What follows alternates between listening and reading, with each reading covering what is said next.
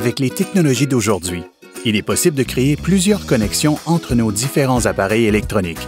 Par exemple, grâce au Wi-Fi, un cellulaire, un ordinateur portable ou même une imprimante peuvent se connecter à Internet. Ce réseau sans fil permet à ces appareils d'échanger des renseignements entre eux, ce qui crée un réseau. La communication, c'est un peu la même chose. C'est une connexion qui se crée avec les autres, qui nous permet d'échanger des informations, des idées et des émotions. Elle se manifeste de différentes façons à travers la lecture, la parole, l'écoute active, l'écriture et les gestes. Pour bien communiquer, il faut d'abord comprendre les gens autour de nous, ainsi que la société dans laquelle on vit, tout en restant ouvert aux autres cultures. On doit aussi être capable d'utiliser différents moyens pour communiquer et apprendre à le faire de manière sécuritaire et respectueuse en tout temps.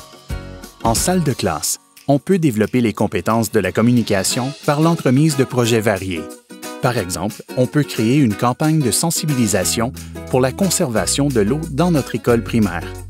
À travers cette activité, on arrive à mettre en place plusieurs stratégies qui favorisent une bonne communication.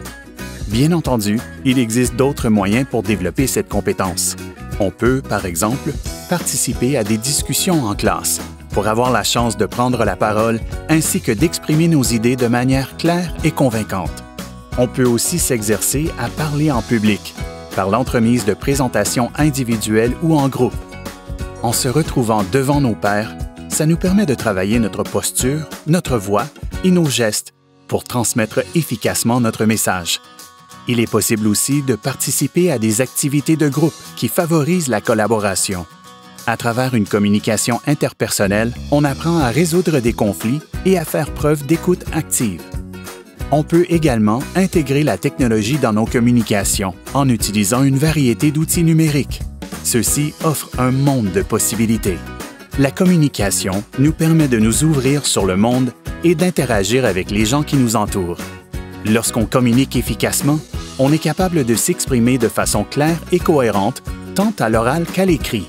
On peut gérer notre présence en ligne de manière responsable et positive.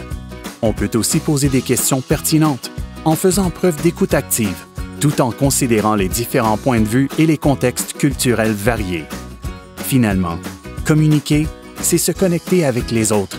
Et dans ce cas-ci, pas besoin de Wi-Fi.